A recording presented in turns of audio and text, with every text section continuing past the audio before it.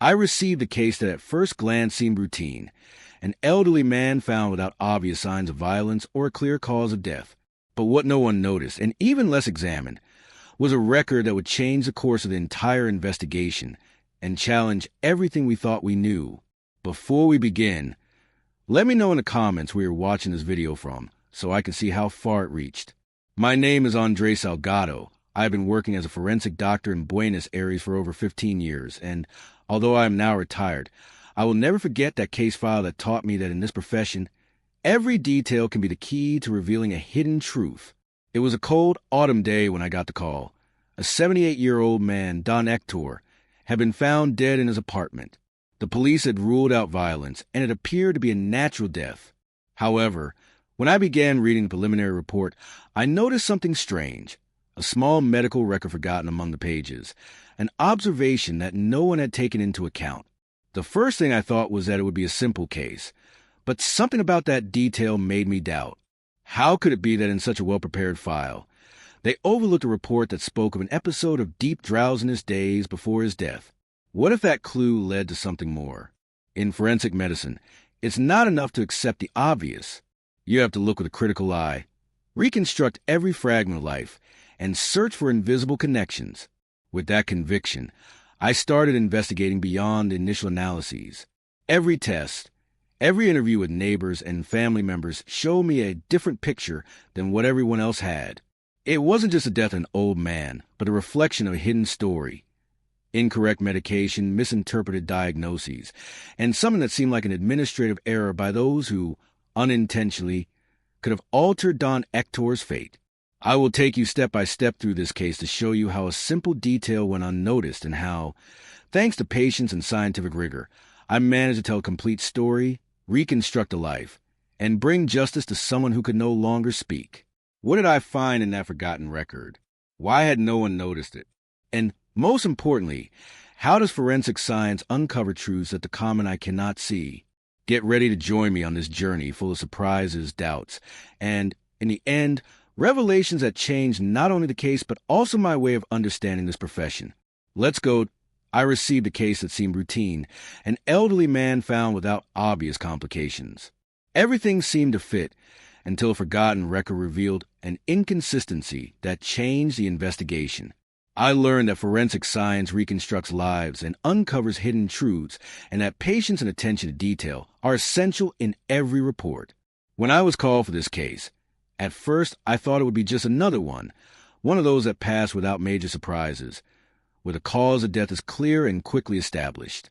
The man, a gentleman in his 70s, had been found in his apartment, without signs of violence or obvious accidents.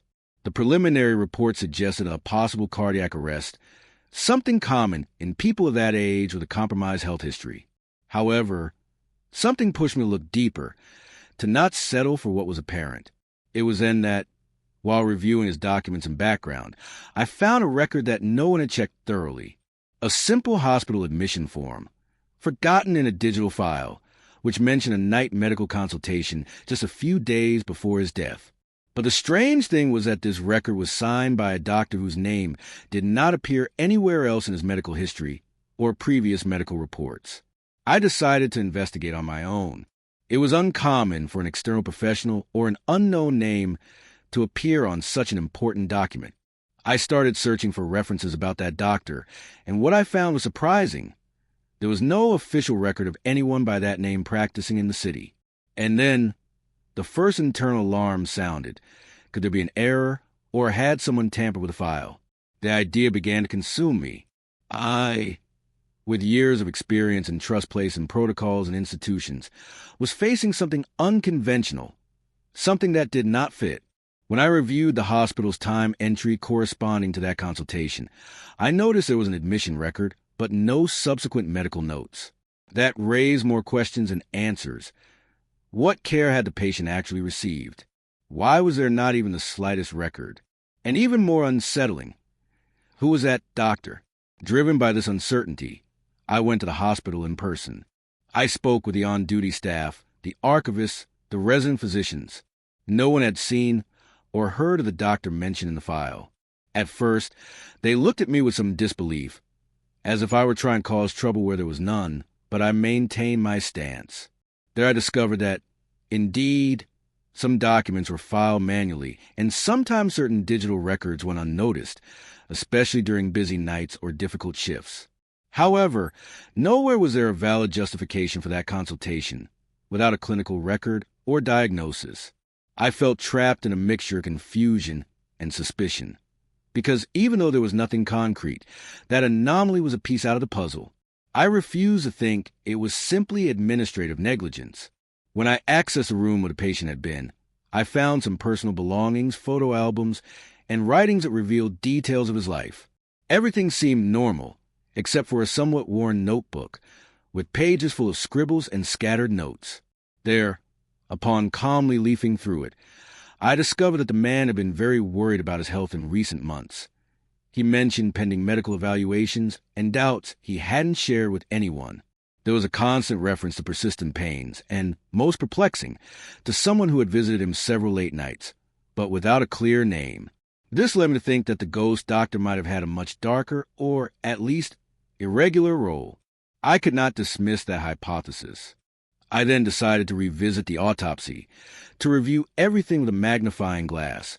Although the initial results had shown nothing unusual, the scene had been superficially assessed, but my instinct told me there were details that had not been thoroughly investigated. When I returned to the toxicology analyses, I requested an exhaustive review of all samples. What I found was shocking. There were minimal, almost imperceptible traces of a chemical compound that did not correspond to the medications the patient was prescribed, something unusual in his system. That fact alone was not conclusive, but it was unsettling because that chemical had potent relaxing effects, capable of causing respiratory arrest if administered in high doses. I wanted to verify if that unnoticed poison could be the real cause of death and, above all, who had applied it. This finding broke the established narrative up to that point. The next step was to trace the origin of that substance. I went back to speak with the hospital pharmacists and the laboratory employees who had handled the sample.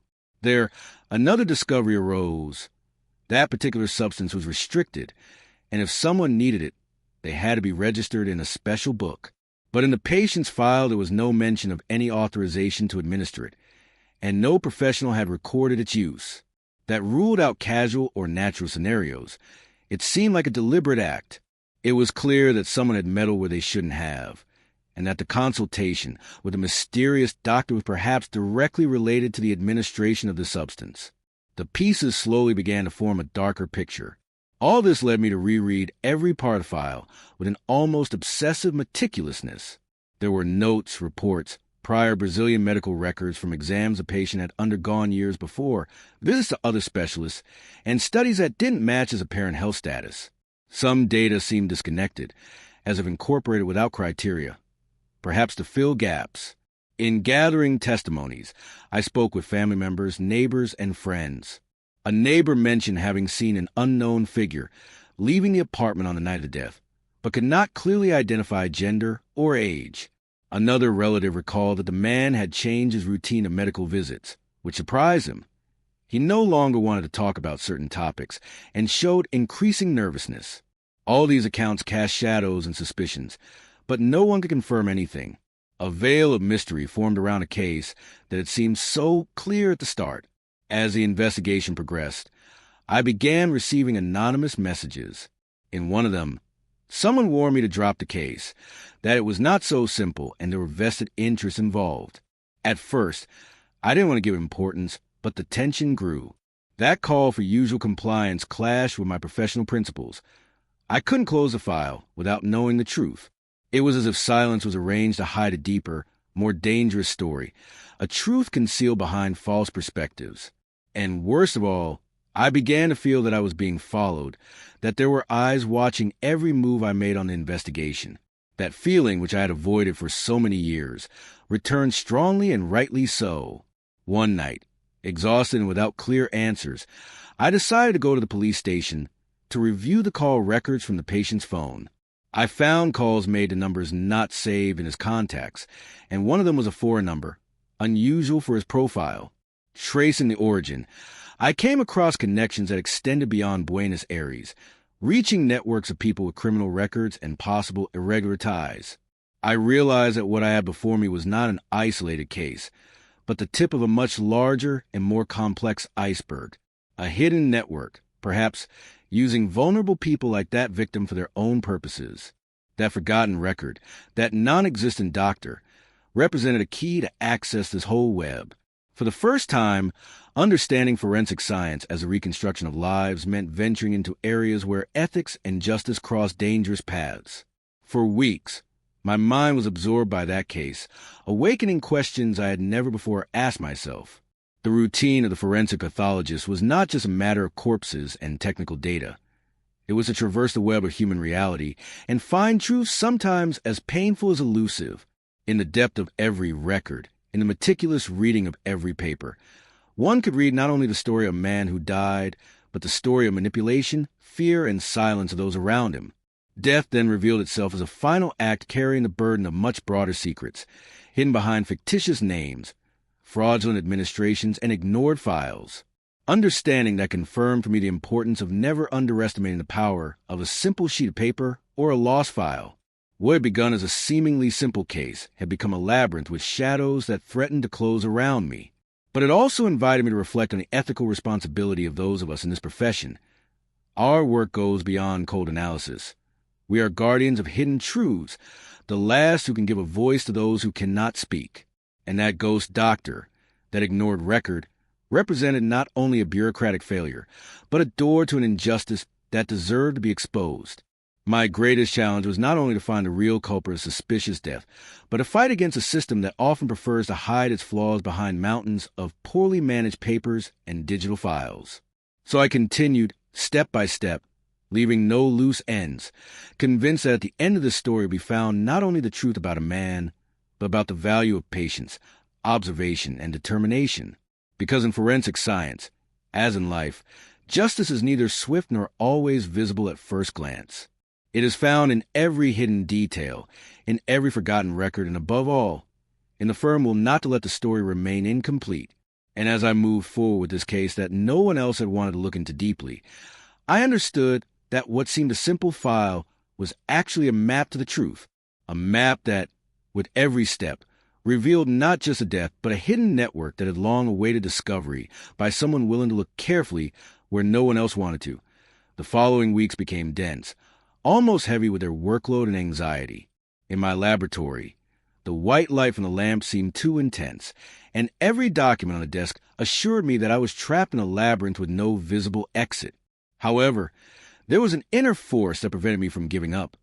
That restlessness born from a committed professional and a human being unwilling to accept simple explanations when everything pointed to contradictions. Revisiting the minority chemical substance found in the analyses revealed something I had not considered in enough detail. The substance had a short lifespan in the body, and during that time, its neurological effects could affect the patient's memory and perception, almost as if the last hours of his life had been influenced by something external, erasing or manipulating what he himself experienced.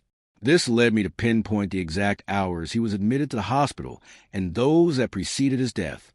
Using security camera footage and entry and exit logs of the building, I noticed several strange movements in the department just before the fatality. People entering and leaving at unusual hours, without identification or clear accreditation. In one of those videos, I saw a woman who, to me, bore a resemblance to the letter signed by that mysterious doctor. I couldn't say for certain, but something in her gestures and movements clicked inside me. That figure seemed to move with a purpose, with a determination that only someone accustomed to being in places where they shouldn't be possesses. I then decided to take a bolder step.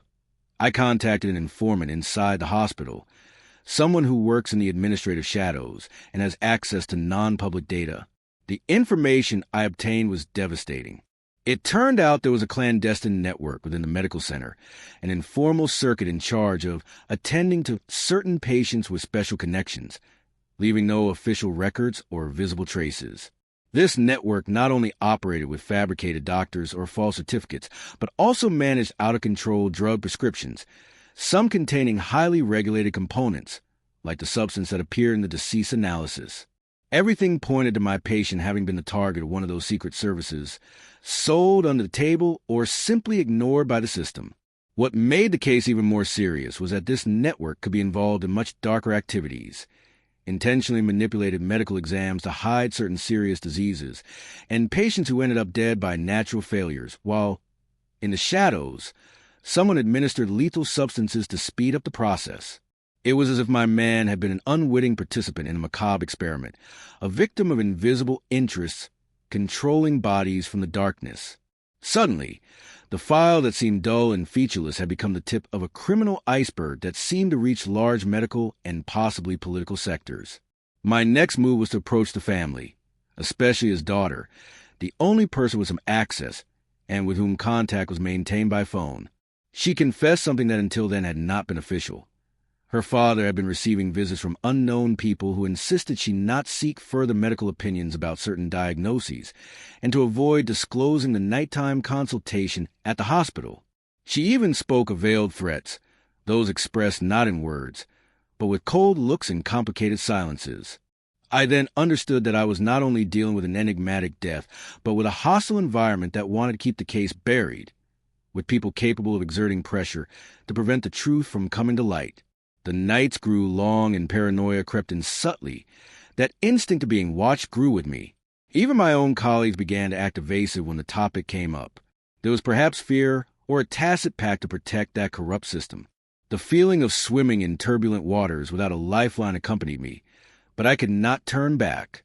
Amid that storm, I decided to review again all the medical histories prior to his hospital admission. There I found a small but significant detail. In one of the consultations years earlier, there was a marginal note, barely legible, mentioning altered psychic symptoms, possible induced amnesia. That comment was unrelated to the official diagnosis and appeared to have been completely ignored. It could be the piece explaining how the chemical substance acted in his body, how someone might have ensured he remembered nothing, turning his death into a mystery without witnesses. Immersed in this revelation, I consulted experts in pharmacology and forensic neurology.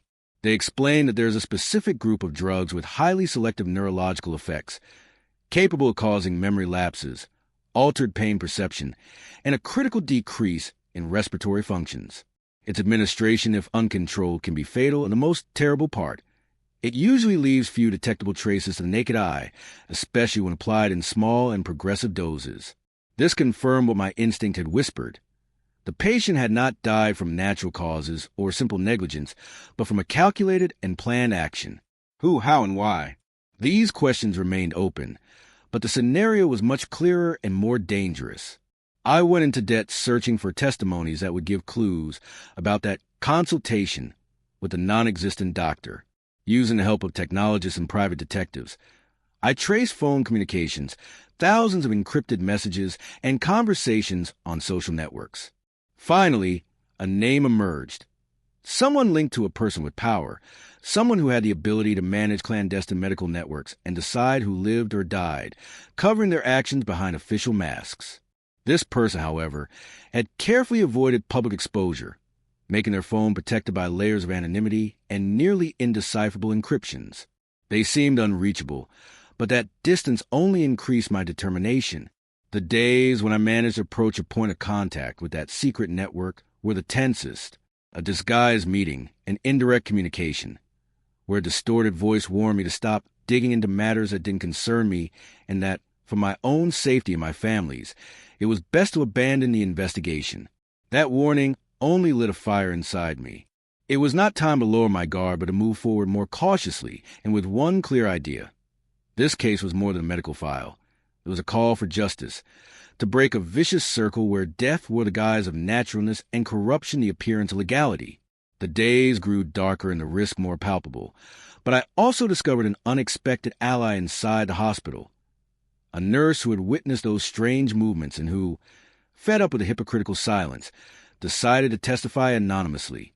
Among his accounts, it was revealed that during some shifts, there were orders from above not to review certain digital records, and that there was a programmed delay in raising essential medical reports.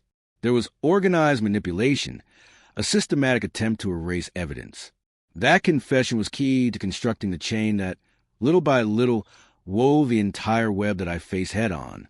The more that circle closed, the more I regretted having initially trusted the supposed simplicity of a routine case. But there I was, facing not only a medical enigma, but a network of complicity that affected the health and lives of completely innocent and vulnerable people. I finally realized that in forensic science there are no simple cases. Every body carries stories that sometimes weigh more than death itself. And judging those stories demands not only technical knowledge, but courage and conviction to not let the truth fade away among poorly filed papers or voices afraid to say what they know. With all this in mind, I prepared for the next stage of the investigation. I knew I had to be meticulous, prudent, and above all patient. The path was just beginning, and every discovery required time to be validated. Every step involved risk. But something deep inside me told me that the true outcome, the one that would clarify not only that man's death but the dark framework surrounding it, was very near. And that this case, the one that seemed the simplest in my career at first, would forever change the way I see what it means to seek justice through the remains of those who can no longer defend themselves. The story, I was convinced, was about to be told as never before. The feeling of standing on the edge of an abyss became my constant companion. Every new piece of information, every blurry image or whispered testimony, was a weight I had to carry without hesitation. Even though sometimes I felt a knot form in my throat, there was no turning back. Whoever decided to manipulate that man's death, play with his body as if it were a nameless experiment, had underestimated the tenacity of someone who refused to ignore the truth. That night in the laboratory, I doubled down, reviewing every document with an almost obsessive patience, searching for patterns, invisible connections, clues others would have dismissed as irrelevant. It was then that the first significant crack appeared in that wall of silence. An apparently harmless email between two doctors referring to a shadow operation without explicit details, but with a palpable urgency in the tone. The date coincided exactly with the days before my patient's death. The way they talk about a protocol and the need to keep everything under lock and key confirmed what I had been suspecting. The network I had detected not only swallowed documents, but wove a plot of systematic concealment. Decoding that message meant stepping into a dangerous game, but curiosity outweighed fear. In the following days, I became an even quieter shadow within the hospital. I continued tracking details with the help, from a distance, of the nurse who had confided his testimony to me. He couldn't expose himself too much, and neither could I, which is why every meeting took place in discreet locations at hours when the city seemed like a fading sigh. From his accounts, I learned for the first time of the existence of the blacklist, a select group of patients invisible to the system, those subjected to experimental or lethal treatments without official records. Among them, my patient undoubtedly appeared. That revelation completely changed my perspective. This was not an isolated episode, but a dark policy, a practice disguised as care where death was a deliberate consequence, but perfectly hidden within false figures and diagnoses. The uncertainty about the identity of the doctor who signed the letter devoured me. Every possible lead led to a dead end, but in a moment of brilliance or luck, a colleague suggested checking independent records outside the hospital doctors and legal professionals. We found something. Supposedly, the person behind the name did not exist. She had been created almost as an administrative shadow, a ghost entity to sign documents without real responsibility. This confirmed that the consultation had been a manufactured sham to legitimize care that was never provided and, therefore, made invisible harm that occurred beyond any scrutiny. The feeling that the medical system had woven this web of lies to protect its own corrupt tentacles gave me chills, but also pushed me to proceed more carefully and with conviction. The pivotal moment came when the nurse managed to hand me a small hard drive with recordings and internal screenshots. It was the evidence I needed to start assembling the puzzle with tangible pieces, and not just intuitions or testimonies. Upon review, I found images that hit the mark perfectly. Clandestine meetings at ungodly hours, manipulation of medical records, and most terrifying, records of substances administered in lethal doses but silenced in the final reports. Among those images, one face appeared several times, partially hidden, but with a firm and confident expression I had already seen in several documents and testimonies. It was the embodiment of that medical prosecutor's office that decided who deserved even the dignity of proper care, and who was discarded with cold, chilling efficiency. Following this path, my network of allies grew cautiously. An independent journalist, drawn by the delicate nature and risk of the case, joined to help expose the network without endangering our sources. Together, we began constructing a narrative that, if it reached the right hands, could bring down that wall of silence and corruption with the weight of truth. But we also knew the enemy was strong and dangerous. Every advance was closely monitored, every contact watched.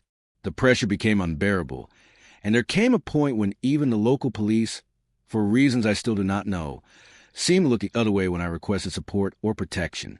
One night, while reviewing the recordings, an unexpected call made my heart race. The voice was cold, mechanical, but with a tone full of warning, the kind of message you never forget. Stop digging where you shouldn't, or there will be consequences you will regret, not only for yourself but for those around you. There were no promises, only veiled threats that made the very air tremble. But far from frightening me, that voice became the fuel I needed not to give up. The struggle that had begun with a simple review of a forgotten record was now evolving into a confrontation that transcended the scientific to become something personal and, above all, necessary. I pressed on, assembling the mosaic with patience until the great surprise came, a medical audit, apparently routine but actually designed to investigate internal irregularities, revealed additional documents no one expected to find. Among them, a notebook with handwritten notes linking high-ranking hospital officials to the clandestine network. These were not mere accusations, but written proof confirming payments, exchanges of favors, and bought silence in exchange for protecting a corrupt structure functioning like an unstoppable machine. The impact was greater than I imagined. This case was no longer just a covered-up murder, but a toxic fog spreading deep into the very institution meant to protect life. However, despite the weight of this evidence, doors closed one by one. My access to archive offices was severely restricted, my reports dismissed with bureaucratic excuses. Some colleagues who privately showed support changed their expressions when they saw me arrive, as if my mere presence brought trouble. The feeling of being alone in the middle of a criminal storm increased, but also strengthened my determination. Justice would have to be served, even if from a small, almost invisible corner. Forensic science, that art of reconstructing lives from what remains, had to be my weapon, and patience my strategy. Amidst this tangled web, the deceased family became more important than ever. Their words, their contained grief, became a powerful engine. Sharing every discovery, every small victory or blow we received, I felt I was not only seeking justice for one man, but also for all those silent voices the system had silenced. Desperation, fear, and hope intertwined in every encounter. I clearly remember the daughter's look when I showed her the evidence of manipulation and threats, a mix of relief and deep fear, knowing we faced something much bigger, a network that could turn much more violent if cornered. The final breakthrough came thanks to a small oversight by one of the implicated. A barely noticeable bank transfer connected an illegal drug supplier to several accounts in tax havens. That lead took me to discover not only the illegal trafficking of pharmaceuticals, but also a scheme to launder money through fraudulent medical services. It was like opening Pandora's box where, once uncovered, connections between medical corruption and larger criminal networks came to light. I then understood that the minority substance detected in the analyses was no minor detail, but the visible tip of a much darker and widespread iceberg. But with every advance, the risk multiplied. I began noticing suspicious movements near my home, unanswered calls, and the feeling of being followed. Paranoia stopped being a theoretical term and became a constant companion. I had become more than a forensic doctor. I was now someone touching an aspect of reality few dare to face. I can't deny that fear appeared more than once, but I knew that giving would be giving victory to those shadows that handled lives and deaths with chilling indifference. This fight was for them, for the family, for the truthfulness of science, and for all who deserve justice not to be an empty word. As I write these lines, I remain immersed in the investigations, aware that every small advance is a victory against an adversary disguised as normalcy and routine, when in fact is a machine that devastates lives under guise of an orderly and reliable system. My most incredible case is not just a resolution of mysterious death. It is a story of a silent battle against corruption infiltrating the very heart of medicine. Because in the end, I understood that forensic science not only reconstructs a body, but also reveals the soul of hidden truth, and that only those who never give up can tear down the veil hiding justice. I know this story is far from over. What I have discovered so far is only a piece of the puzzle. Perhaps my effort won't be enough to defeat that entire network, but I am convinced that, no matter how small the crack I open, it will be enough for light to penetrate the darkness that is spread in the care of those who should be protected. Because if I have learned anything from this experience, it is that justice is not a single act, but a long road demanding commitment, bravery, and, above all, the firm conviction that every life matters, even when it can no longer rise to tell its truth. And that truth, no matter the cost, deserves to be heard. Weeks passed in which every move seemed to risk more than advance, and yet the need to keep going would not let me stop. I had turned my daily routine into a constant study of small details and almost imperceptible signs. Every abrupt case closure, every door that refused to open, was a warning, but also an indication that I was headed in the right direction. I remember that on one of those long nights, examining with a magnifying glass the pages of a notebook hidden at the bottom of a box that the nurse had secretly handed me, I found notes with abbreviations and numbers that at first glance seemed like absurd codes. However, behind those letters and figures invisible to anyone else's eyes, there's a pattern: schedules, names, batches of medication, and what froze me, dates that coincided with the deaths of several patients not officially reported as at-risk patients, but as natural losses in their medical records. It was not easy to fully understand what each term meant, what each number implied, or the meaning of certain code words that at first I thought were professional jargon. But later, with the help of the journalist, we managed to connect those codes with purchase and distribution orders of substances that did not appear in the official records, and that at that time I still couldn't fully comprehend. It was as if each of those pages contained the secret diary of a corrupt system that only cared about maintaining appearances while eliminating any trace that could endanger that facade of order and care. That same night, while reviewing the document again, I received a cryptic message in my personal email sent from an anonymous account. If you want to move forward, look in Hospital Fernandez, in the Central Archive, Package 42, Shelf B. The instruction was clear and the risk evident. When the next day I entered the hospital's Central Archive, the tension was palpable. I felt the gazes of some employees, though none said a word. I searched for the indicated package, and among old folders and wrinkled documents, I found a small envelope that seemed not to have been opened for years. Inside were photographs, more records, and a list of names cross-referenced with reports that seemed to have been erased or tampered with. The list contained, besides my patient's name, several others whose cases had been closed suspiciously quickly, with less medical attention, and none of them having passed proper review. It was like some sort of secret file, a real blacklist that confirmed what I was uncovering was not just an isolated mistake or a case of negligence, but part of a structural system that operated with many more people than I could imagine. The weight of that list hit me hard, knowing that behind every name there was an affected family, a hidden pain, made me reaffirm that what I was doing had to come to light, no matter the cost. But at the same time, that certainty forced me to take more careful measures. Every meeting with the nurse, now turned into a clandestine ritual, included a careful analysis of information, the exchange of encrypted files, and discussions about tactics to avoid detection. The fear, though present, became more manageable when accompanied by the feeling of working for something just true and truly impactful. Meanwhile, the journalist began investigating financial connections, tracking suspicious transfers move by move.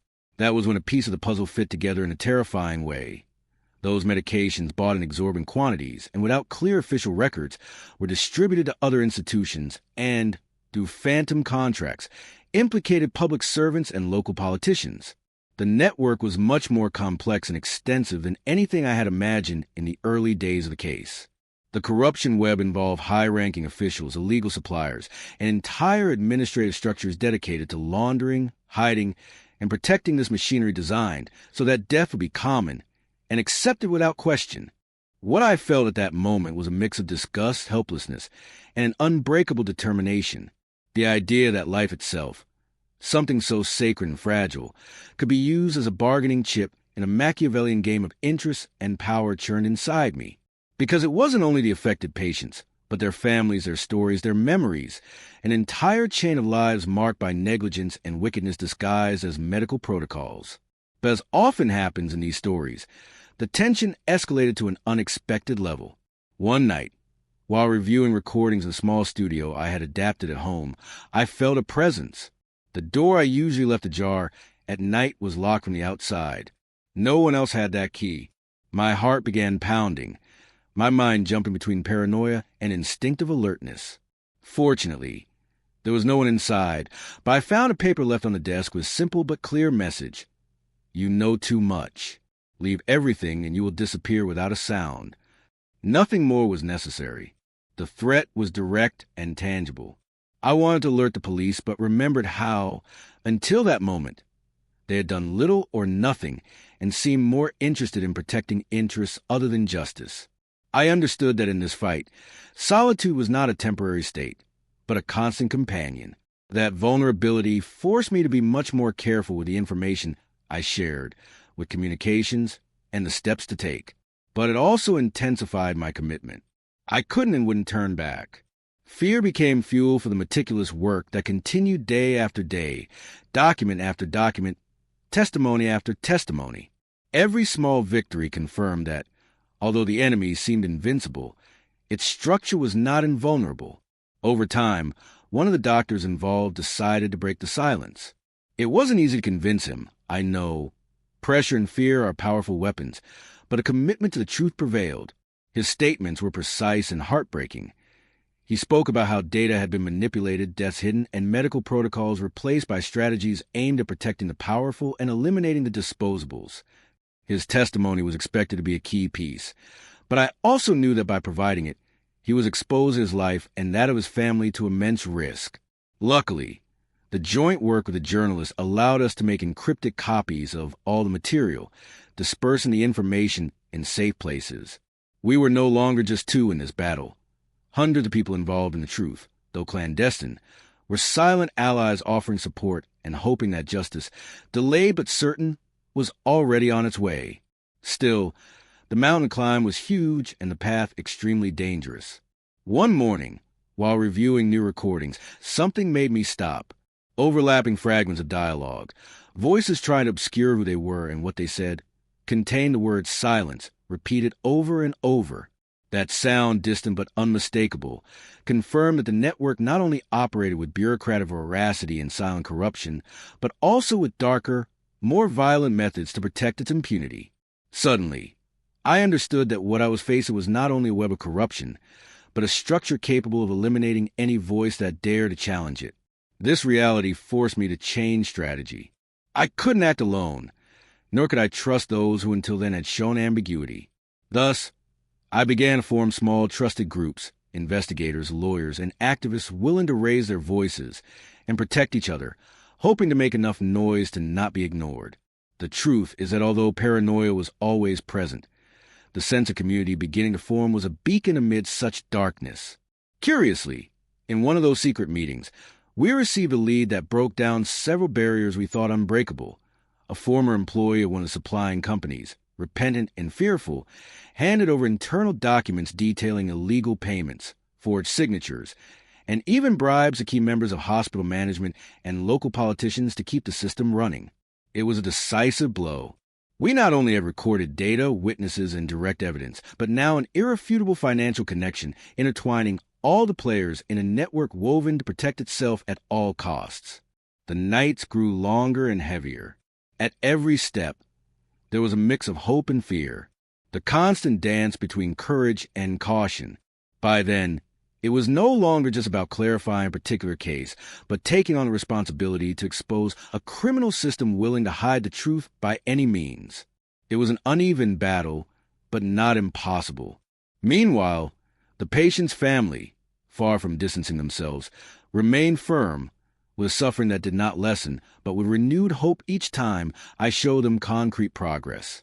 The daughter, in particular, became a strong and determined voice who, with admirable courage, began to actively participate in the fight alongside us, showing that truth gains strength when it multiplies and is never locked in silence.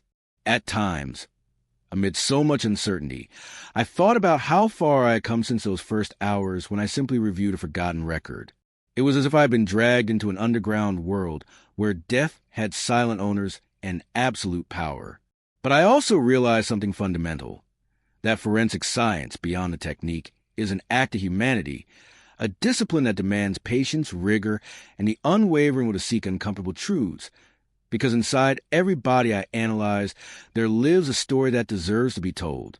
Thus, with the silent collaboration and growing support of those willing to fight without fanfare, I began to feel that although the battle would be long and dangerous, there was a real possibility of opening a crack in the system.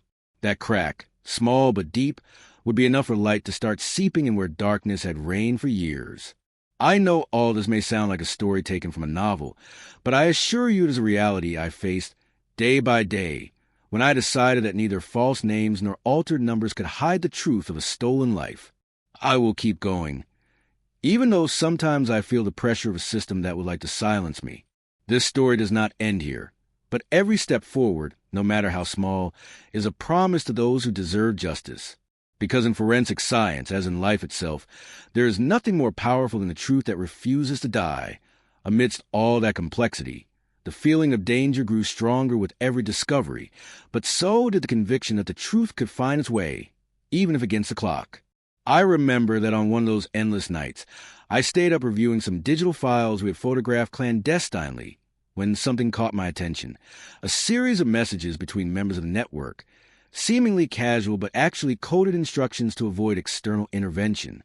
The way they spoke, the words they used, seemed designed so that only they could understand, as if they were handling a secret language, a tongue constructed to deceive everyone else. It was a small detail, perhaps minimal to an inexperienced eye, but for me, that pattern meant I was not alone in my search, that there was much more beneath the surface, and that the corruption structure was a living organism, constantly moving to protect itself. That understanding led me to be even more meticulous, leaving no loose ends, verifying every piece of data with multiple sources, aware that any mistake or premature exposure could jeopardize all the work and risk the safety of those collaborating with me. The night I decided to meet with a journalist to analyze that finding, I felt the weight of responsibility take over my entire body. We sat with low lights, barely illuminating our laptop screens, and amid uncertainty, we began to decode those messages.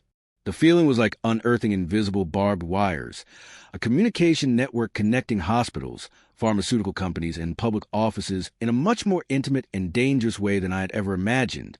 We discovered agreements to manipulate reports, alter dosages, and silence dissenting voices within the hospital itself.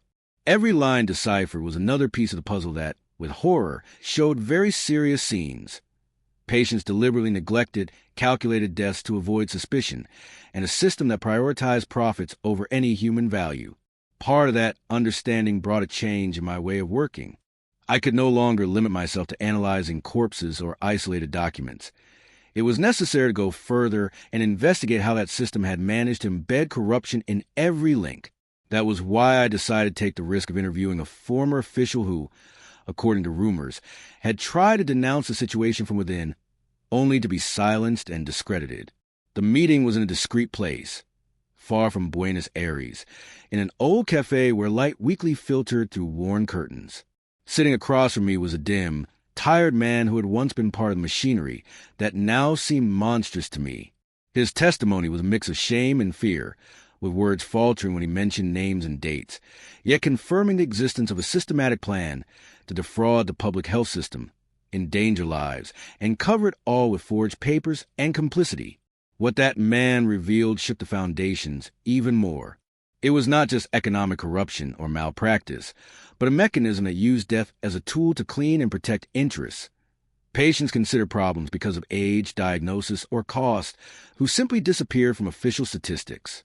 He told me how false medical records were fabricated, how equipment was manipulated and results altered, all so no one could suspect or reconstruct the truth. The scope was devastating. And despite the fear, the clarity of his words made me understand that forensic science was perhaps the only way to break that imposed silence. That conversation gave me not only data, but also a renewed moral urgency. I knew the path I was walking was not only trying to clarify a particular case, but had to shed light on a deep wound in the health system, and do so in a way that no one could erase the traces we were beginning to lay. But I also understood that to achieve this, I needed strong allies, people with resources, influence, and above all, courage. That is how we decided to promote a coalition among forensic investigators, journalists, lawyers, and human rights organizations. It was not an easy task. We were all aware of the risk, and the fear of reprisals was not something we could ignore, but the need to move forward outweighed any fear. In the following months, meetings became frequent and rigorous, almost clandestine. We discussed every line of evidence, every testimony, and developed strategies to protect ourselves and disseminate information without exposing ourselves directly. The hardest part was realizing the corruption network was not limited to the hospital sphere. There were branches in local and provincial political power, and certain media outlets that, instead of investigating, worked to divert attention or discredit anyone trying to report. The feeling of discomfort and paranoia grew, but so did the conviction. We could not let fear win. If we did, it would be giving free rein to a criminal machine operating in the shadows, stealing lives, and enjoying the complicit silence. Amid that process, I received another unexpected blow. The daughter of my patient, who until then had been a silent and steady support, sent me a desperate message. She told me how, since her family got involved in the complaint, they had started to harass her, and that they had even tried to intimidate several important witnesses who knew key details of everything we had discovered. It was a clear reminder that our fight went beyond theory or cold investigation. It affected real people with fears, hopes, and families. That letter was perhaps one of the most painful moments because it forced me to reflect on the human consequences of exposing uncomfortable truths and the price many were paying simply for seeking justice. But that very message also reaffirmed the need not to give up. It was further proof that the network sought to resist with all its strength, and that precisely for that reason, we needed to amplify our voices, ensuring the echo of the truth would never be extinguished. So, with the help of the team, we began preparing a dossier to be submitted simultaneously to multiple bodies, both national and international, to guarantee that the information could not be silenced locally. The idea was to defeat isolation and secure protection through visibility, even though that move increased the risk of being detected. To complicate matters further, shortly afterward, I got hold of a series of secretly recorded videos by someone inside the hospital, exposing terrifying practices. It showed how medications were stored that were used improperly, how codes and digital records were altered, and how some patients were sedated so they wouldn't protest what was administered to them. Seeing those images was a blow to the soul. It was a brutal confirmation that what we were denouncing was only the tip of the iceberg, and that reality surpassed any known concept of negligence or corruption. My role, then, was not just that of a simple forensic expert, but a guardian of those stories, a witness obliged to protect the dignity of those who no longer had a voice. However, that finding also brought the worst threat imaginable. In an anonymous call, they not only demanded I halt the investigation, but warned that if I didn't, next time there would be no warning. That night, I barely closed my eyes, aware of the power that invisible enemy had, but also determined not to succumb. The following morning, arriving at the hospital, I found police officers supposedly there to protect us, but with a cold and distant attitude, as if they claimed control rather than care. In hindsight, it was a move to intimidate. The institutionality was infiltrated, and I could not trust it. Aware that the structure I faced was much deeper than I ever imagined, I sat down to plan the next step. I decided it was time to involve civil society through a secure medium, a chain of encrypted messages and anonymous interviews that could reach the public without compromising the security of those involved. It was a slow process, full of tension, but little by little, voices began to appear in forums, blogs, and alternative spaces, recounting fragments of what we had already confirmed. A kind of unstoppable current had begun, small but powerful, shaking the foundations of the system. Every time someone read or commented on that evidence, fear reproduced, but so did hope increase. I realized I had created something much bigger than myself, a small spark in a sea of darkness beginning to illuminate unknown paths. However, that path was not free from betrayals and ambushes. Weeks later, I trusted someone who later turned out to have dark interests, and that information almost compromised everything we had advanced. It was a hard blow because it made me question how far I could trust, and reminded me that in this kind of struggle the line between ally and enemy is so thin that any carelessness can be fatal. Amid that frustration, I then remembered something fundamental: the power of patience, and that forensic science, in its purest essence, is based on that. On not giving up at the first difficulty, on retracing steps to find new clues, on investigating with an attentive eye and a steady heart. I couldn't afford to fall into despair, because in every corpse, in every forgotten record, there was a story calling to be told, a truth demanding justice. And that was what moved my inner drive, day after day. Despite the risks, threats, and the loneliness that often enveloped me, I pressed on. Every new scanned document, every testimony I managed to protect, and every new alliance confirmed that we were not defeated, that the truth had enough strength to pierce any wall of silence and fear. I cannot lie and say that I never want to give up many times, that I never questioned whether it was worth it, but then I remember that patient's family, the daughter who turned her pain into a fight, and all the invisible people who deserve someone to tell their story. And that is how, little by little, we began to see minimal but tangible changes. Some official investigations started to move, albeit slowly, and certain names that seemed untouchable appeared in the public spotlight. Those first signs of movement were fragile, but proved that the truth cannot be buried forever, that sooner or later it finds its way, even if zigzagging.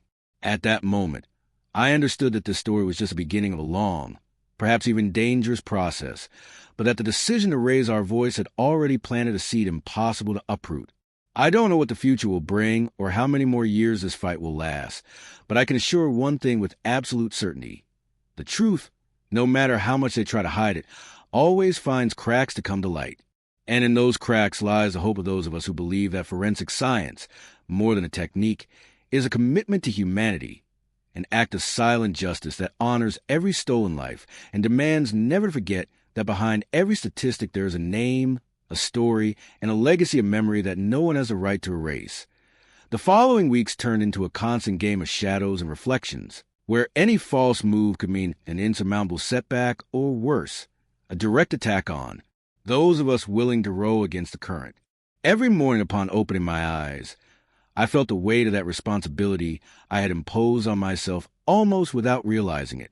It was not just a professional commitment of a forensic doctor to his duty, but a human burden I carried in my chest, because every victim behind that perverse network was not just another number. They were a being who deserved, at least, for someone to weigh their truth with justice and compassion. I kept analyzing clandestine images over and over. In them, details that at first seemed insignificant began to take on another meaning over time. A displaced label alerting about batches of expired medications, a clock in a corner showing unusual hours when certain manipulations were carried out, a furtive gesture between professionals who sensed they were being watched. These nuances taught me that corruption did not only nest on the surface of criminal acts, but in the everyday life of the system, in small, seemingly harmless gestures that, added up, fueled a formidable machine of impunity. I remember one especially cold night, sitting at my desk with my head resting in my hands, when an email arrived from one of our contacts in public administration. It was an attachment with records of purchases and supplies that had never been officially reported, and a preliminary analysis indicated that the values were grotesquely inflated. For anyone else, that might have been just an economic crime, but for me it represented the tip of an even more nauseating iceberg. Those illegal profits were financed with lives, with medications that never reached patients or were used for other purposes. Indignation threatened to consume me, but it was necessary to stay calm. The night progressed, and I realized I needed a break, to go out for some air, to clear my mind. I walked to the corner and sat on a bench, observing without really seeing, immersed in a whirlwind of thoughts. Suddenly, my phone vibrated with an encrypted notification. It was a journalist with whom I had shared the decoding of the messages. "We have something new, urgent, meeting first thing in the morning." My heart skipped a beat because that phrase contained the implicit promise of another blow, perhaps a breakthrough or an ambush. We met at dawn in a small apartment we improvised as an operations base. There, they showed me an unprecedented leak. Internal hospital documents detailing illegal modifications in autopsies, a perverse practice to cover suspicious causes of death or divert them toward accidents or natural causes. Knowing that even the final stage of justice, the one that should be unbreakable, was contaminated to the core and knocked my spirit with a force that only truth can have. It was not just an isolated case. It was a rotten system rooted in a network of bought silences and veiled threats. At the same time, testimonies began arriving from anonymous employees and family members who, despite fear, decided to break the silence. Stories of nurses who had witnessed pressure not to attend certain patients, account of technicians manipulating equipment to alter results. Each testimony was one more piece of that diabolical puzzle, but their fragility and the way they trembled while telling it forced me to build a safe environment where they could express themselves without fear. It was inevitable to feel a deep bond with those voices because they were also entrusting us to save that system. However, as the network expanded and more people joined the investigation, the feeling of being watched, pursued, also grew. We soon understood that, facing such an intricate enemy, discretion was the only reliable weapon. We used digital tools to communicate, encrypted every word, created protected spaces to share information. But even so, sometimes I felt like every corner turned into a trap. There were days when fear dragged me toward the abyss of silence, days when I doubted whether the cost was worth it. And despite everything, there were brief but luminous moments that rekindled hope. I clearly remember the first time a small local investigation opened a formal process, thanks to one of our leaked reports. It was not definitive justice, but it was a promise that the noise we were making was resonating beyond our circle. The independent press began to show interest, and although some official sectors tried to minimize the facts or discredit them, public pressure was growing. It was a constantly moving board, where every piece had to move with precision, but also with courage. In one of the tensest meetings I had with the team, we debated the convenience of publishing certain sensitive documents. The measure could speed up processes, but also put those who testified or collaborated directly at risk. It was a tough debate, full of tired looks and contained words, where I understood that in the struggle there were no easy victories, nor decisions without consequences. That conversation deeply marked me. I understood that justice would not always be fast or forceful, but that every step, no matter how small, was a battle won against indifference and fear. But the real trial by fire came when one of our main informants disappeared without a trace. It was a devastating blow, not just because of the person themselves, but because it brought down hard reality. We were up against a system that did not hesitate to use violence to silence. The search was desperate, with complaints, interventions, calls to civil society.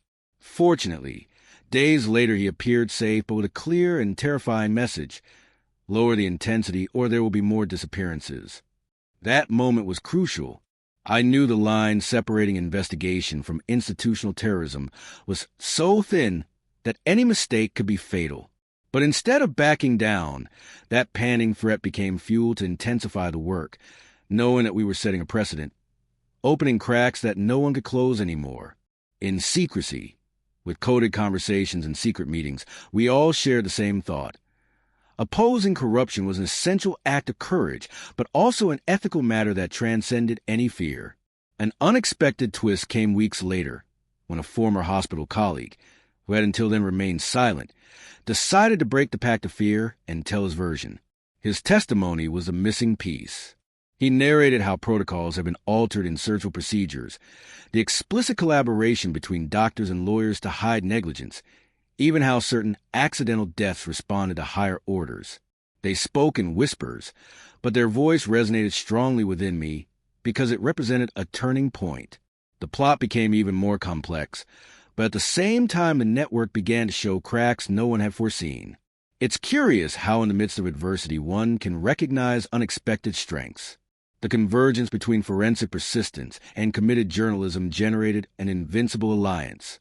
Feelings oscillating between rage and hope united us in a common purpose. Every report, every testimony, every leaked video was a shared victory until, in one of those documents, a reference appeared to a name, an almost anecdotal detail, that, without knowing at the time, ended up unlocking an entire chain of complicities. That name belonged to a key official, about whom we had no solid evidence until then, but who began to appear in suspicious contracts, covert payments, and intercepted phone calls. From there, we decided to pull the thread prudently but relentlessly. The contained excitement over weeks grew with every new document reviewed, until we managed to confirm what seemed impossible, a hierarchical structure that handled million-dollar volumes and, above all, lives as disposable pieces. It was a discovery that changed the course of everything. It was no longer just isolated cases, but a bureaucratic monster hiding in plain sight. I remember that afternoon when, after hours scrutinizing documents, I received an urgent call. The team had analyzed bank records and detected international transfers linked to shell companies created to launder money from corrupt operations. The global reach of this network surpassed everything I had imagined. The atmosphere changed, responsibility and fear mixed, but also the certainty that we had unearthed something that concerned not only our city or our country, but a perverse system replicated and protected in different latitudes. The tension in our group became increasingly evident. Anonymous messages with veiled threats began to appear. Suspicious vehicles circled the places we frequented, and surveillance increased. However, amid all that range of dangers, a spirit that refused to be bent rose. I felt more alive than ever in the certainty that our work was a light amid that darkness that seemed impenetrable. Every detail uncovered was a tribute to those who had suffered and to those who, despite the pain, had not remained silent.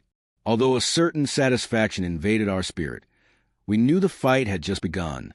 I had managed to transform a simple forensic report into a collective movement, demanding answers and profound changes. However, the greatest challenge was still to come: how to get corrupt institutions, infiltrated even in the justice apparatus, to accept accountability. That battle promised to be the hardest of all, because it meant striking a system that protected itself tooth and nail, and did not hesitate to use even the shadows of power to perpetuate itself. Returning to my office, once empty and forgotten, now filled with papers, images, recordings, and voices of thousands, I understood that I was living an experience that transcended the professional. It was a commitment to memory, justice, and the future of those who, still invisible, continue to be the engine that pushed me not to give up. I had discovered that forensic science is much more than the autopsy or the technical report. It is a key to open doors locked by fear, indifference, and corruption. And so, among long, sleepless hours, with fear lurking but also with the certainty of being on the right side of history, I understood that this conclusion was only the beginning of a battle which, although slow and difficult, was starting to make a difference. The truth, for the first time, I felt was no longer beneath an invisible cloak of impunity, but was emerging, wounded but firm, like a flame that refuses to be extinguished by any wind. And that flame, I knew with absolute clarity, was the only one that could illuminate the dark path toward justice.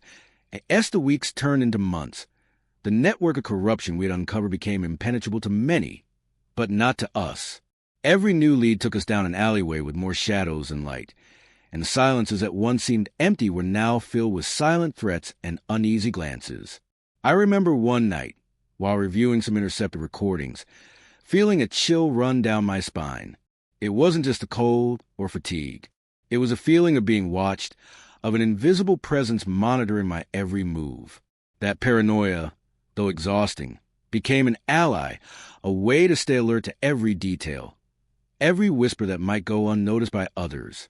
The progress was neither linear nor predictable, and I couldn't afford to think about immediate victories. Sometimes hours, even days, of work were undone by the appearance of altered documents or testimonies that retracted under pressure. It was a harsh lesson to accept how deep the corruption ran, and how it spread like cancer not only in operating rooms or administrative offices, but also in the numb or complacent consciences of those who were meant to protect the truth. Yet, despite everything, every small victory, every confirmed fact, was internally celebrated as a vibrant combustion of hope. It was strange. Amid the darkness, a faint light that refused to go out, even as the risk grew ever greater. That key official, whose name we'd found in papers that seemed simple but hid a whole web of complicity, began to show signs of nervousness. We knew the pressure on him was mounting because, little by little, Information directly implicating his inner circle was leaking out. That was when we decided to devise a bolder strategy. For the first time in a long while, the investigation ceased to be just a solitary or clandestine exercise and became a driving force capable of moving wills, involving unsuspected allies inside and outside the hospital. We contacted human rights lawyers, civil organizations, and some brave journalists who were not afraid to confront power. The game changed, not without risks, of course. On the very night we agreed on the new plan, I received an anonymous message, "Don't continue. We know where you are." It was not just a threat. It was a warning that I could no longer act as a lone man. I had to learn to summon others, to distribute the burden, to create a collective shield against the darkness that loomed over us. That was when an operational council was formed, made up of several voices contributing from different fields, from forensic technology to legal defense. We quickly learned that shared knowledge was the best fortress against intimidation. Every meeting, always under strict security measures, was a dance of ideas, fears, ways to protect those offering testimony, and protocols to safeguard evidence. However, the tension was undeniable. On one occasion, a black car drove repeatedly past the home of one of our most active collaborators. That day, the whole team felt a kind of internal silence, a collective fear reminding us how far we were from peace. But that very night, I received an unexpected gesture, an anonymous letter making it clear that not everyone involved was willing to look the other way. They sent us small gifts, previously unseen documents, clues that only someone inside the system could provide. In the face of widespread indifference or fear, those gestures were soothing, signs that the fight could grow into something much stronger. As we gathered more evidence, situations that seemed improbable began to be confirmed.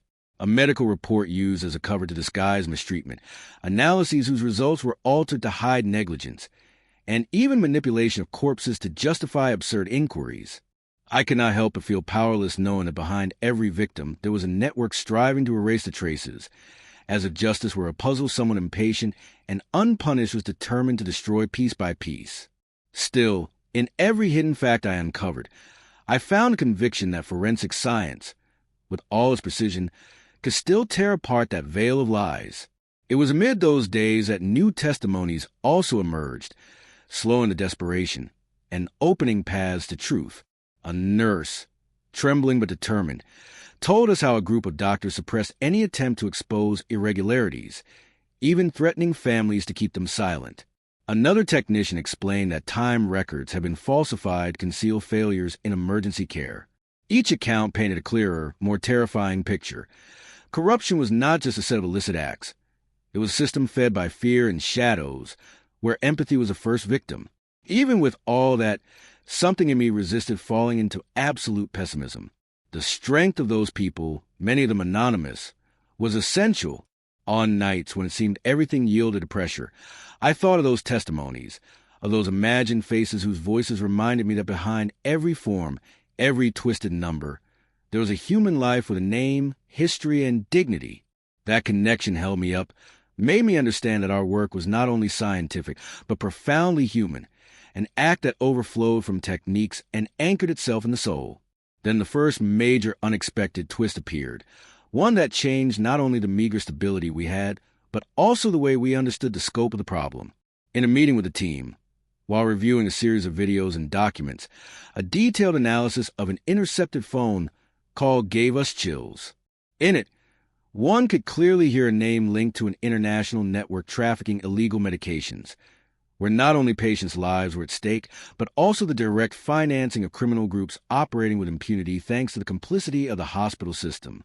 This was not simply medical or bureaucratic corruption. It was a much darker and more dangerous criminal dimension. For a moment, the air seemed to freeze in the room. It was a moment of absolute silence, where we all understood that the case had transcended local borders and that we were facing a monster so powerful it could destroy everything. But at that instant, we also knew there was no turning back. Leaving that truth buried meant cooperating with a silence equivalent to betraying those who had already been victims. The responsibility was a burden, yes, but also an irreversible flame. From that point on, the strategy changed again, We understood we were facing a risk not only professional, but potentially mortal. During those days, paranoia turned into routine.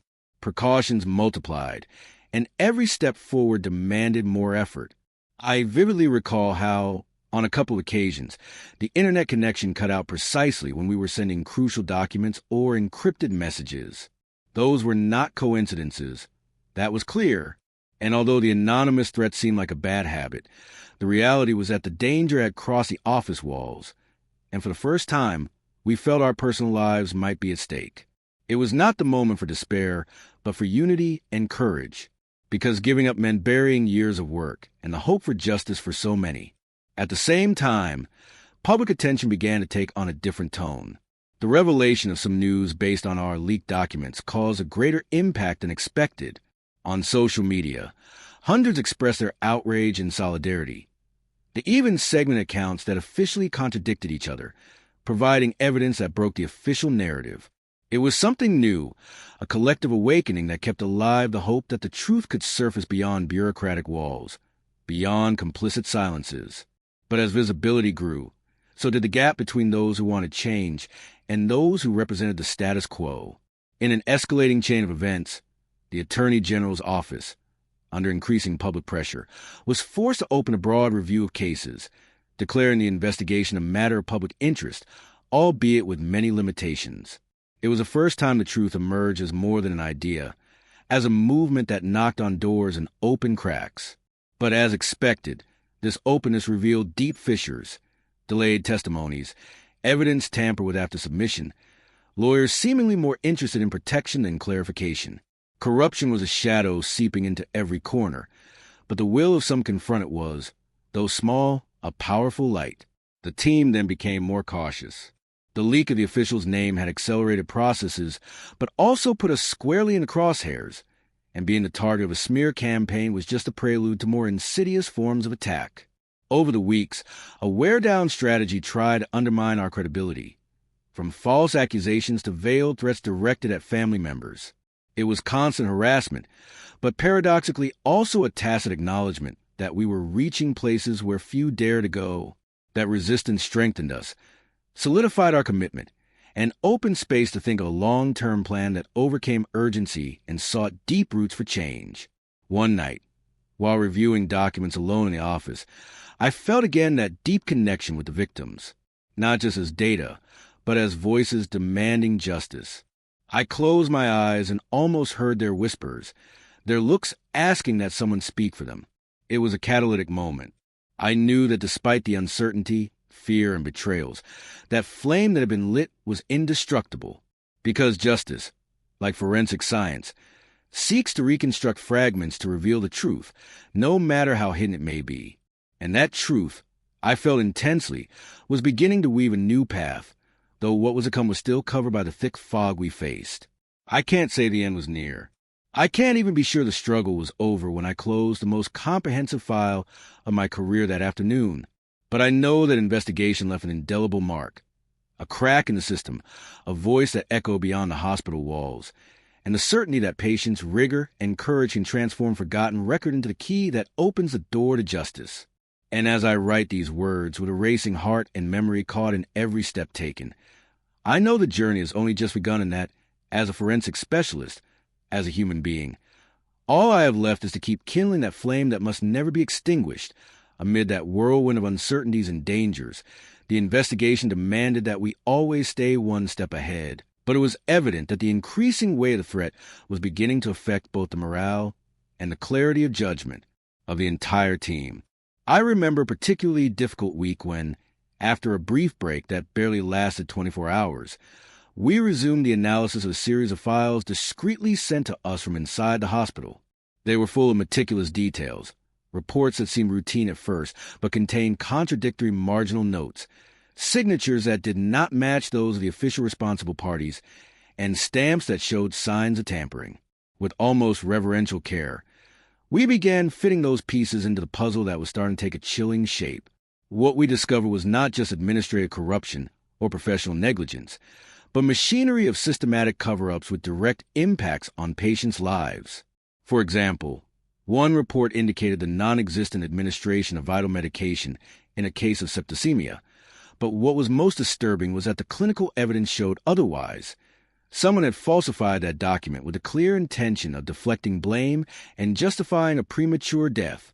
This finding forced us to reconsider not only the scope of the fraud, but the human dimension behind each file. I began to think of all those relatives who, because of these lies, would never receive an honest explanation or real reparation. The exhaustion was inevitable. We knew that each advance could provoke unpredictable reactions, and one night, while reviewing some intercepted old emails, I received another warning that we were too close. This time, in a message as cryptic as it was threatening, they reminded us how vulnerable we were and the need to halt the investigation before it was too late. Despite the fear, a deep part of me rebelled and strengthened my commitment to the truth. We could not allow this imposed silence to remain the only witness to what had happened. So, the team decided to intensify security measures, even if that meant losing spontaneity or certain everyday comforts. One of the most impactful turns occurred when a close collaborator, who had stayed in the shadows for fear of consequences, agreed to meet me in a public place under strict conditions of discretion. His testimony was revealing. He handed me a folder with documents that directly implicated high-ranking doctors involved not only in manipulating reports, but also in the irregular distribution of controlled medications that should have been used in critical treatments. It was an even more perverse network than we had imagined. Those diverted drugs ended up on the black market, feeding illegal networks that supplied expired or contaminated drugs to clandestine clinics. The extent of the health disaster began to become agonizingly real. As I absorbed that information, I couldn't help but feel a mix of disbelief and rage. The idea that those who vowed to save lives were involved in such a vile business was overwhelming. I realized that the fight was not only about uncovering documents or hearing testimonies, but also about protecting those sources of light who, risking everything, chose to do the right thing. I understood that courage is expressed in hidden paths, whispered words, and tiny details a corrupt system always tries to erase. But reality hit us hard again when, days later, a less veiled attack struck the home of one of our most active collaborators. His house was set on fire, and although he did not suffer serious physical harm, the emotional damage was immense. That assault showed us with brutal clarity the war zone we had entered, and that our actions were not just a legal challenge, but a constant threat that could destabilize entire lives. That night, as we gathered in a safe place, we experienced a heavy silence, full of questions without easy answers, and a renewed determination not to let fear paralyze us. Despite that horror, or perhaps because of it, the investigation gained new momentum. Public pressure and growing visibility led some voices within the system to open up. For the first time, we received secret reports from internal sources whose names I could not reveal even under confidentiality agreements, but who confirmed some of our darkest suspicions. One of those documents detailed how certain administrative departments systematically altered statistics to mass mortality figures, with the aim of obtaining subsidies or avoiding critical inspections. Understanding to what extent numbers were manipulated for personal gain, I felt a mixture of sadness and admiration for those brave collaborators willing to sacrifice personal safety for the common good. That mix of small acts of rebellion and large internal confessions began to paint a more complete picture of the system we were facing. But it also made clear that the battle would be long and full of sacrifices. Every step we took led us to more remote and dangerous paths, where lies mingled with power and impunity seemed an almost impenetrable shield. I watched closely as, in some sectors, fear transformed into complicit silence, and indifference legitimized the persistence of that corrupt machinery. One dawn, when exhaustion seemed about to overcome me, I found in one of the reports a detail that had gone unnoticed for weeks, an irregular registry number in a series of corpses that, according to protocol, should have undergone full autopsies. Delving into this clue, the team noticed that those bodies had been handled inconsistently with forensic regulations, almost as if someone had tried to make essential evidence for investigating their deaths disappear. That revelation caused a shift in the team's strategy. Not only did we need to identify who was behind those acts, but also understand how to stop that institutionalized coldness that turned victims into disposable objects. It was a fundamental step to appreciate the irreplaceable value of forensic science, not just as a technical discipline, but as an act of justice and dignity. We began working on an alternative protocol, designed so that findings, no matter how small, could resist future tampering. We consulted international experts, reviewed procedures, and adopted new technologies to protect the chain of custody, aware that every fragment, every piece of evidence, represented a silent plea from those who could no longer speak. While this was happening, the smear campaign also evolved. For months, I saw attempts to discredit me, question my experience, methods, and ethics. But that only strengthened my conviction that we were hitting a vital nerve. Many times, in the lonely nights of the office, the temptation to give up loomed like a shadow, but the very idea of abandoning those voices felt like a painful betrayal. So, I decided to share more with the team, opening spaces of trust where we could vent those fears and keep the commitment alive. I learned that leading such an investigation also means taking care of the people who sustain the effort. In one of the last meetings I attended, when we thought nothing new could surprise us, an encrypted report arrived from one of our allied journalists. It contained unpublished recordings, conversations that exposed the direct complicity of state officials with the international criminal network I mentioned earlier. The magnitude of that leak was such that, when sharing it with the operational council, I felt an abyss open before us. This was not just a legal case, but a political earthquake that could change the very structure of power on several levels. Adrenaline and fear mixed with an overwhelming sense of responsibility. But even then, when the truth seemed about to emerge in all its rawness, I was clear that I could not let despair gain ground. That faint flame I kept alive for so many months was still there, shining ever stronger. I knew that, although the obstacles were enormous and the risks constant, that story had to be told, and it should serve as a foundation to prevent future victims from being buried under the weight of oblivion and corruption. I knew this with the certainty of someone who has seen death and lies up close, and decided that truth is a beacon to which we must always return. Thus, that file closed on my desk is not an endpoint, but a call to continue. There are imperceptible wounds that only patience and perseverance can begin to heal. And in my memory, every name, every face, and every whisper resonates as an unbreakable reminder. Justice is silent and constant work, a task that never ends, and one that summons us all as a society. Because ultimately, beyond science and technique, being a forensic expert means being a guardian of truth, even when it seems hidden by impenetrable shadows, even when it seems no one is watching. And that truth, no matter how deeply it has been concealed, has a power not only to transform a case, but the entire course of community that cannot afford to forget. What followed that leak was a whirlwind of both silent and very loud movements. Our immediate priority was to preserve the integrity of the evidence and ensure the safety of those who had trusted us, that small group that had become the backbone of the project amid a turbulent sea. At times, it seemed that every step forward plunged us into more unstable ground, where old pacts were revealed and new improvised alliances began to form, sometimes driven by fear, other times by an unexpected spark of courage. But if anything became clear, it was that there was no room for doubt or retreat. The weight of the truth was too great, and silence was not an option either. I particularly remember an afternoon when, after hours of meticulous analysis, we found a repetitive pattern in the documents. Figures, dates, names that at first glance seemed separate, but when connected depicted a structured scheme of complicity and deep manipulation. It was not a matter of isolated errors or technical oversights, but of a deliberate sequence that had been operating for years in that hospital and, according to emerging leads, in other institutions in the city. At that moment, I realized we were facing something much bigger and darker than a simple local corruption network.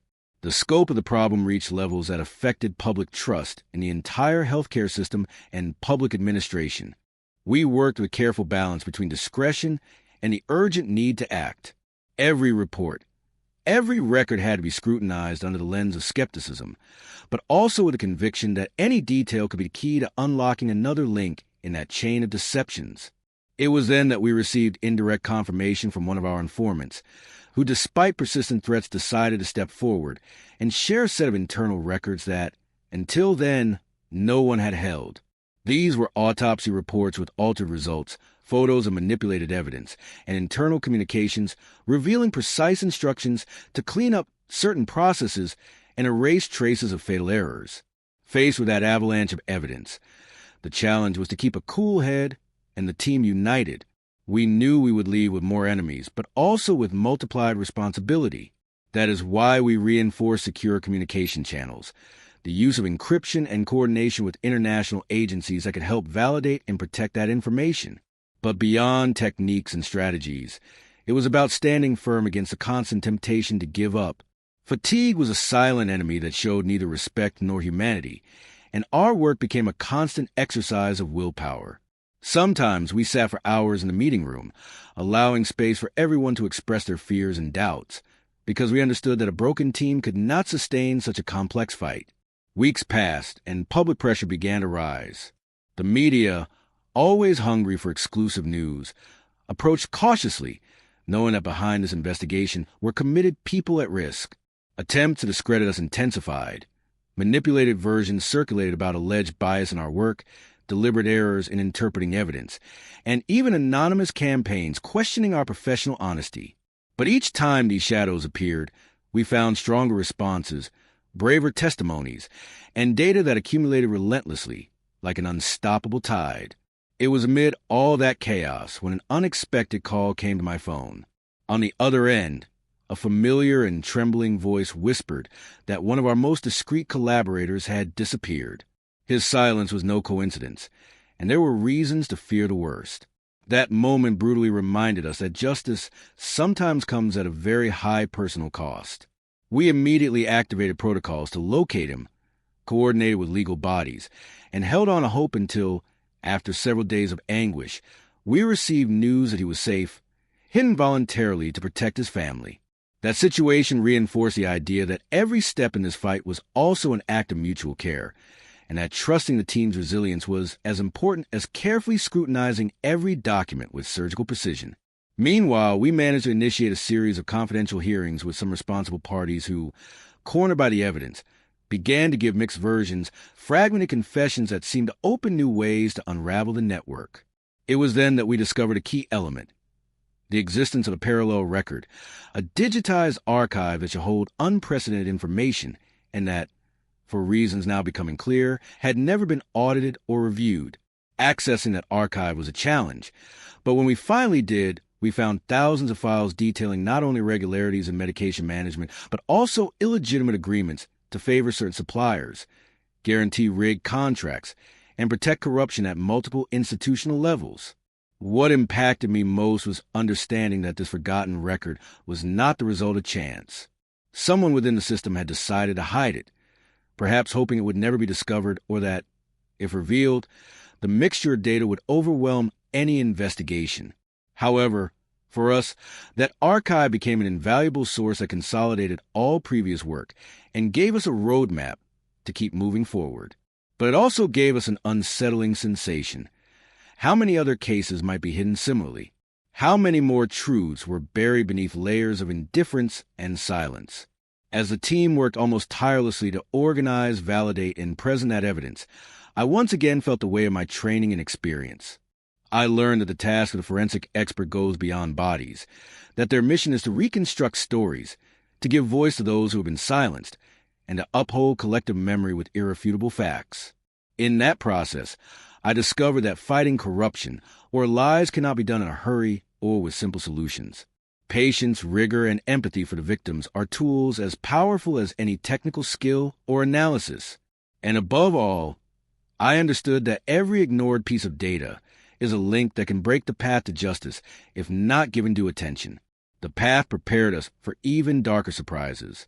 When revisiting specific cases of deceased patients with new information in hand, we began to discover that some autopsies had been fixed to hide the true causes of death, or worse, to divert responsibility onto patients with histories or vulnerable situations. Victims turned into statistically convenient figures, but with real names and faces now demanding to be heard. Indignation gave us strength, but also an emotional burden difficult to explain. In those moments, I felt that forensic science was not just a job or a vocation, but an act of profound humanity. I will never forget the night when, reviewing the last comparative reports, I found one final anomaly in a record that had been mistakenly marked as closed months before. on investigating. I discovered that the person who signed that report was not the accredited forensic doctor, but someone who forged a signature and tried to expedite closing the case to prevent reopening the investigation. That small clue led us to several interrogations where, little by little, hidden layers of a network involving several levels of the hospital system were revealed. It was the point at which I understood that our work was much more than molecular and technical analyses. It was an exercise in civic courage to uphold the truth when it seemed too fragile. From that day on, our dynamic changed. The certainty that we were not alone, added to our collective commitment, allowed us to resist external pressures and face the constant threat with tools beyond the physical. We understood that in this kind of battle, strength lies not only in the bravery of a few, but in the silent and persistent support of all those who believe justice is a shared good. Thus, little by little, the truth began to make its way, until finally the moment came to present everything to the competent authority and publicly expose a severe crisis that threatened to remain concealed. I would like to say that the closure was clean and without consequences, but the reality is more complex. The echoes of that investigation resonated in politics, society, and also in our lives. There were threats, intimidations, and wear and tear, but also a new recognition of the indispensable role of forensic science and professional ethics. What began as an apparently routine case turned into a story of collective courage, in which I discovered that silence is always complicit, and that behind every forgotten file, behind every archive no one reviewed, there may be a truth urgently needing to come to light. Today, looking back, I feel that every effort, every risk, and every sleepless night was worth it, because the truth, no matter how hidden and harmful, has that strange and beautiful power to transform, to sow hope, and to demand that this invisible shadow never again cover those who sought only attention, care, and justice. And although I cannot promise that the fight ends, I know that in this journey full of obstacles, I learned something fundamental. Being a forensic expert is, above all, being a tireless watchman, a silent guardian of memory, and a keeper who, even when no one is watching, never stops seeking the truth.